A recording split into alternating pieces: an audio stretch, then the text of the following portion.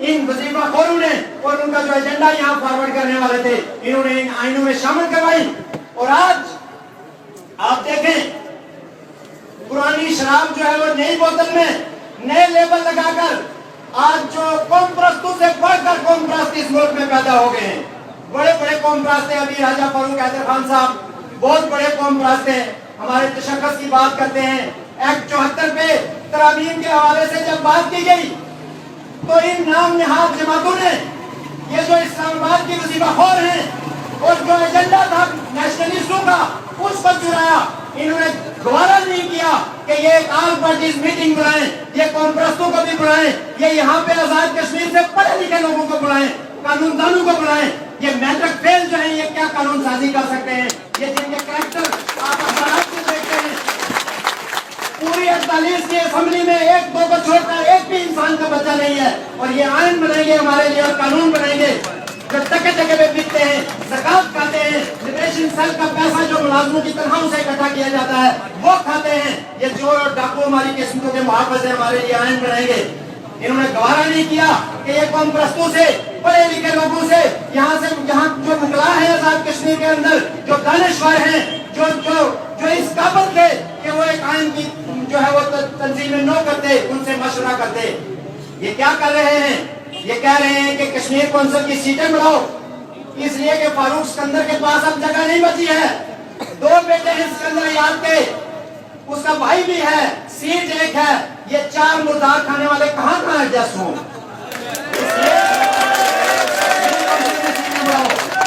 और फिर आजाद कश्मीर की असेंबली में सीटें बढ़ाओ। पहले ही जो है वो 49 सीटें यहाँ पर एक बहुत बड़ा बोझ है अपने लिए जो इन्होंने मनाहत पास कर रखी है। कभी आप वो बिल देखें तो एक गुलाम कौम की हैसियत से आपके सर शर्म से झुक जाएंगे। और उसकी सीटें बढ़ाओ, उसमें कासिम मजीद को एडजस्ट करो, चौधरी यासीन का बेटा उसको एडजस्ट करो, फलाने राजे का बेटा उसको एडजस्ट करो, फलाने सरदार का बेटा उसको एडजस्ट करो। ये मुल्क जो है ये इन्होंने राजू महाराजू और जो सरदारों के ये जो बड़े बड़े नाम निहाद लीडर बने हुए हैं, इन्होंने अपनी चरागाह समझ रखी है अपने और अपने पहले खानदान की।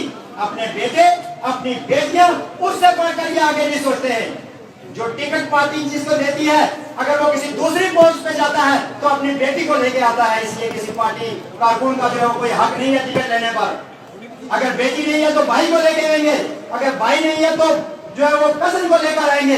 लेकिन किसी आम आदमी को, आम कारकुन को, अपनी बरादरी से भी किसी आम बंदे को ये हक नहीं देंगे कि वो आगे आकर टिकट रहे और बरादरियों को इस्तेमाल करके, बरादरियों को यूज करके हमारी किस्मत का जो है वो ये सौदा लगाते हैं।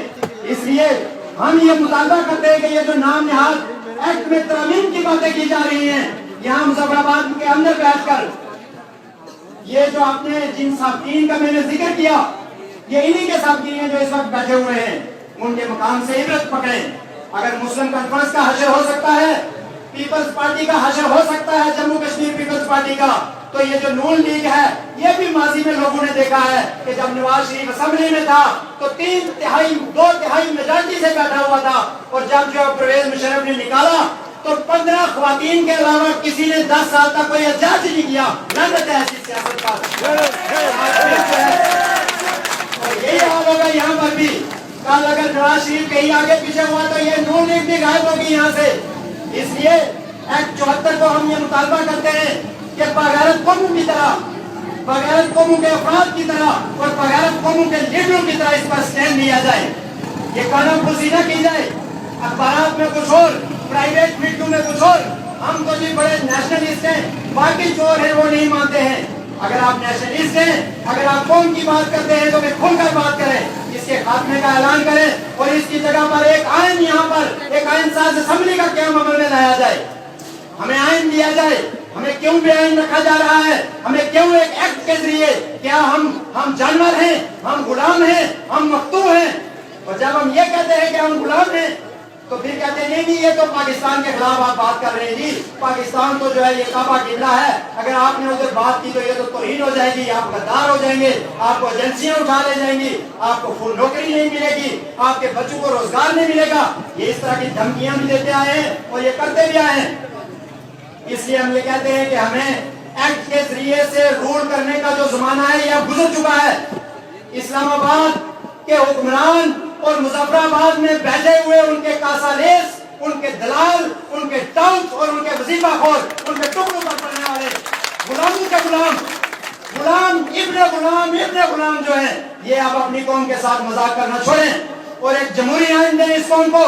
اور یہ جو معاہدہ اس وقت کیا گیا تھا، اس کے اوپر جو جس طرح میرے دوست نے کہا کہ وزیر بے محکمہ وہ گورمانی تھا کوئی جس کا کوئی محکمہ ہی نہیں تھا، اس کو ہماری قسمت کا فیصلہ کرنے کے لیے جو ہے انہوں نے ادھر سائن کروائے، اور پھر وہ متنازعہ سائن جو غازی ملت کے نام سے منسوب ہوئے، کچھ دوستوں نے کہا انہوں نے اس کی تائید کی، کچھ نے کہا تنقید کی۔ بہرحال ایک بات یہ بھی سامنے آتی رہی کہ وہ سائن اردو میں کرتے تھے ہمیشہ، اور سائن ان کے جو اس معاہدے پہ تھے وہ انگلش میں تھے یا اردو میں تھے، لیکن آج ان کا بیٹا اس معاہدے کو ڈیفینڈ کرتا ہے، اس کا مطلب ہے انہوں نے کیے ہوئے ہیں۔ تو یہ وہ جو معاہدہ تھا جو جس پہ مسلم کانفرنس کے چودھری غلام عباس اور غازی ملت سردار ابراہیم خان اور وزیر محکمہ مشتاق گورمانی کے دستخط تھے، یہ اس لیے کیا گیا تھا کہ آزاد کشمیر کی حکومت نوزائیدہ ہے، یہ جو ہے وہ ابھی معاملات سنبھال نہیں سکتی، یہ ان کی نئی جو ہے وہ تشکیل ہوئی ہے، اس لیے جب تک کہ حالات جو ہے وہ آزاد کشمیر کی حکومت کے بہتر ہوتے ہیں تب تک انتظامی طور پر پاکستان کے حوالے کیا جائے ان علاقوں کا جو ہے وہ انتظام۔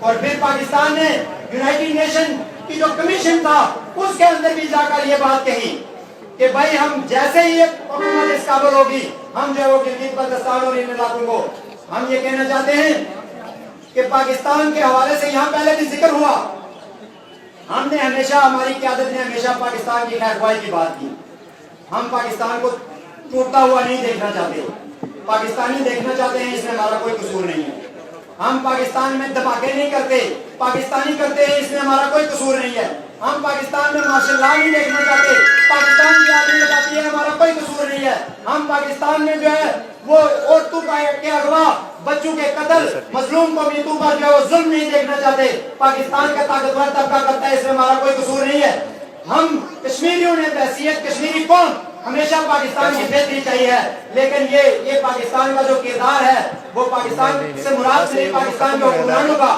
یہ وہ بچھو والا کردار ہے، آپ دودھ بھی پلاتے ہیں، یہ ڈنگ مارتے ہیں، یہ آج دیکھیں یہ جو نیلم کے اوپر یہ جو بن رہا ہے یہاں پر ہماری زمین ہمارے دریا استعمال کر رہے ہیں، ہمیں یہ حق نہیں دیتے ہیں، ہمیں یہ حق نہیں دیتے ہیں کہ ہم جو ہے وہ اس سے بجلی لے سکیں، یہ میرپور کے اندر آپ دیکھیں ہمارے باؤ چاچی قبروں کو ڈبویا گیا، ڈیم بنایا گیا، ہمیں یہ حق نہیں دیتے ہیں کہ ہم جو ہے وہ بجلی استعمال کر سکیں، بدترین لوڈ شیڈنگ کا شکار جو ہے وہ آزاد کشمیر کے لوگوں کو کیا ہوا ہے، ہم نے ہمیشہ ان کی خیر خواہی کی بات کی، ہم نے ان کو کہا کہ اگر کشمیر خود مختار ہوتا ہے تو ایک خود مختار کشمیر پاکستان کے فائدے میں ہے، آپ کے پانی کا مسئلہ، آپ کے توانائی کا جو بحران ہے وہ کشمیری مسلمان وہ آپ کی طرح نہیں ہے، وہ آپ کی طرح پیٹ میں چھرا گھونپنے والے نہیں ہیں، وہ جو بات کرتے ہیں وہ سیدھی کرتے ہیں، آج بھی کشمیریوں کی اکثریت پاکستان کے ساتھ محبت کرتی ہے، کبھی جو ہے وہ پاکستان کے انتہائی برے سلوک کے باوجود جو ہے انہوں نے پاکستان کی سرزمین سے اپنی محبت کو نہیں موڑا،